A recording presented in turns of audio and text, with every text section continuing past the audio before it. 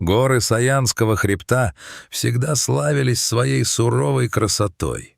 Здесь гранитные пики пронзают облака, а столетние кедры стоят плотной стеной, охраняя покой древнего леса.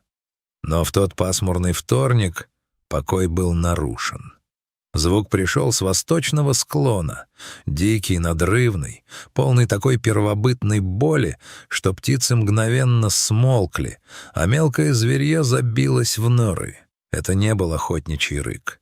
Это был крик существа, чей мир рушился.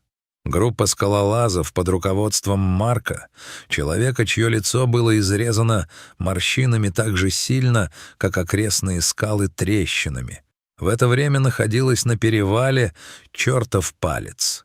В группе их было 4. Сам Марк, молодая и решительная Алена, техник-связист Денис и молчаливый гигант по прозвищу Танк. «Слышали?» — Марк поднял руку, призывая к тишине. «Это не ветер. Медведь?» — полголоса спросила Алена, проверяя карабины. «Медведица», — поправил Марк. «И она в отчаянии». Они не раздумывали. Опыт подсказывал им, что такие звуки просто так не раздаются. Быстро собрав снаряжение, группа начала движение по узким серпантинам. Камни осыпались под ботинками, туман наползал из низин, но они шли на звук, который становился все громче и страшнее. Когда они вышли на край глубокого разлома, перед ними открылась картина, от которой у опытных альпинистов перехватило дыхание. На широком верхнем уступе металась огромная бурая медведица. Она не нападала, не рычала на людей, она смотрела вниз, на отвесную стену, и издавала те самые леденящие душу звуки. В 10 метрах ниже, на узком выступе, который едва мог вместить взрослую собаку, прижался к камням медвежонок. Малыш был в крови. Видимо, при падении он сильно ударился о скальные выступы. Его задняя лапа висела плетью, а шерсть на боку была содрана. Медвежонок отчаянно пытался зацепиться за крошащийся сланец, делал рывок вверх, но раненая лапа подводила его, и он с жалобным песком сползал обратно, едва не срываясь в пропасть, дна которой не было видно за дымкой.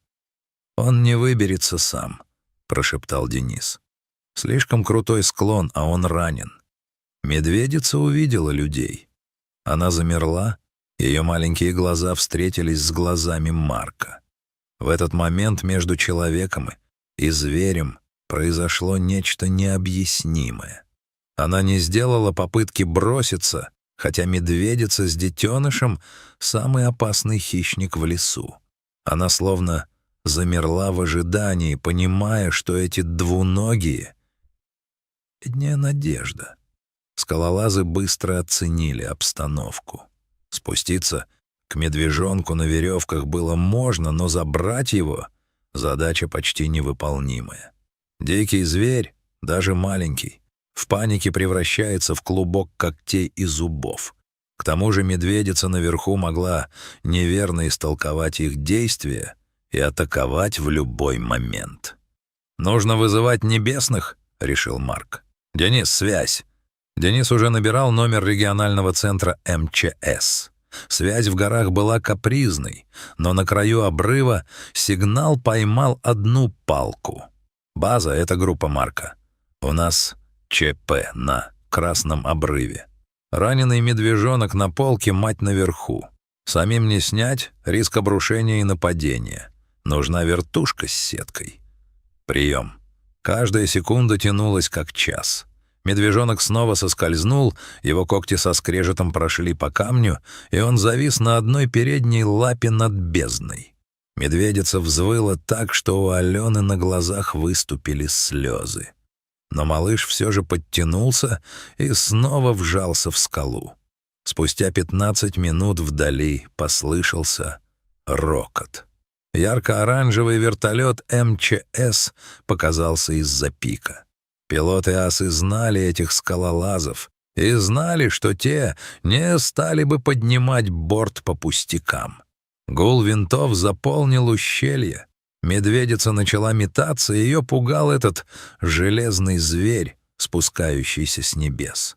Она вставала на дыбы, била лапами воздух, но не уходила. Она понимала, происходит что-то важное. Вертолет завис с ювелирной точностью. Из открытой двери показался спасатель в шлеме. Вниз полетела специальная грузовая сетка с утяжелителями. Главная сложность заключалась в том, что поток воздуха от винтов мог просто сдуть медвежонка с карниза. «Давай, родной, забирайся в нее», — шептал танк, наблюдая за процессом в бинокль. Спасатель мастерски управлял лебедкой. Сетка накрыла медвежонка. Малыш, ослепленный страхом, сначала пытался бороться, но тяжелые ячейки надежно прижали его к камню.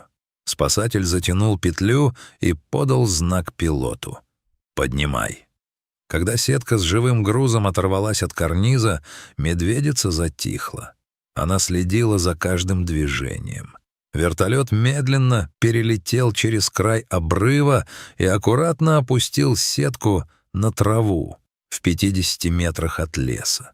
Как только замок раскрылся, медвежонок, забыв о боли, заковылял к матери. Медведица подбежала к нему, обнюхала, лизнула в окровавленное ухо и, коротко рыкнув, то ли в знак благодарности, то ли предупреждая, увела его в густую чащу. Вертолет улетел, оставив скалолазов в звенящей тишине. Напряжение спало, оставив лишь приятную тяжесть в мышцах и радость на душе. «Ну что, миссия выполнена», — Алена улыбнулась. «Погоди», — Марк присел на корточки у края тропы, ведущей вглубь леса. «Посмотрите на это». Он указал на свежие следы от протекторов тяжелого внедорожника, которые были глубоко вдавлены в мягкую лесную почву. Здесь, в заповедной зоне, проезд был строго запрещен. Рядом валялась пустая гильза и обрывок списка, напечатанного на принтере. «Медведь на 2, косуля и 5, кабарга», — прочитал Денис вслух. «Это не туристы. Это заказной отстрел». Чувство радости сменилось холодным гневом. Теперь стало ясно, почему медведица с медвежонком оказались у самого обрыва. Их преследовали. Малыш сорвался, убегая от людей, которые видели в нем не живое существо, а лишь строчку в преискуранте. «Мы не можем просто уйти», — сказал танк, сжимая кулаки. «Если они здесь, значит, у них есть база». Группа двинулась по следам. Через 3 километра, в самой глухой части леса, где даже старые егеря редко бывали, они обнаружили лесничий дом.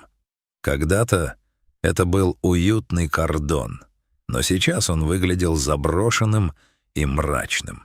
Дверь была сорвана с петель. Внутри стоял тяжелый запах пороха и страха. На стенах висели капканы, в углу были свалены современные карабины с тепловизорами, снаряжение, стоившее целое состояние. Но самым страшным были клетки в задней пристройке. Там, в тесноте и грязи, томились пленные животные. 2 рыси и несколько редких кабарок, которых браконьеры планировали вывести живьем для частных зверинцев. «Денис, вызывай полицию и охотнадзор. Давай координаты», — скомандовал Марк. «А мы подготовим им теплый прием». Скалолазы использовали свои навыки маскировки и расставили ловушки из альпинистского снаряжения на подъездах к дому. Когда через час к кордону вернулись 2 внедорожника с браконьерами, их ждал сюрприз. Первая машина влетела в растяжку из статического троса, которая просто вырвала передний мост, а вторую заблокировали упавшие бревна, подпиленные танком. Облава прошла быстро. Прибывшие на вертолете спецназовцы и полиция застали браконьеров в полной растерянности. Те сидели в заблокированных машинах, окруженные профессионалами горного дела. Браконьерская сеть, раскинувшаяся на 3 области, была разгромлена. Животных из клеток выпустили сразу же. Они ушли в лес, не оглядываясь. Прошло несколько недель. История о спасении медвежонка и разгроме банды браконьеров облетела всю страну. Местные жители, вдохновленные поступком скалолазов, создали добровольную дружину по охране леса. Марк и его команда снова стояли на том самом обрыве. Внизу, в долине, они увидели 2 темных пятна. Большая медведица и медвежонок, который уже заметно меньше хромал, переходили вброд горный ручей. «Знаешь», — тихо сказала Алена, — «я думаю, они знают, что мы здесь». «Мы просто сделали свою работу», — ответил Марк. «Человек в горах — не хозяин, а гость. И хороший гость всегда поможет хозяину дома, если тот попал в беду». Они развернулись и пошли к вершине навстречу новому дню, зная, что в этом лес сегодня дышится чуть легче. Дорогие друзья, если вам понравилась эта история о мужестве и сострадании, поставьте лайк. Подписывайтесь на наш канал, чтобы не пропустить новые истории, которые выходят у нас каждый день. Ваши отзывы вдохновляют нас на новые свершения.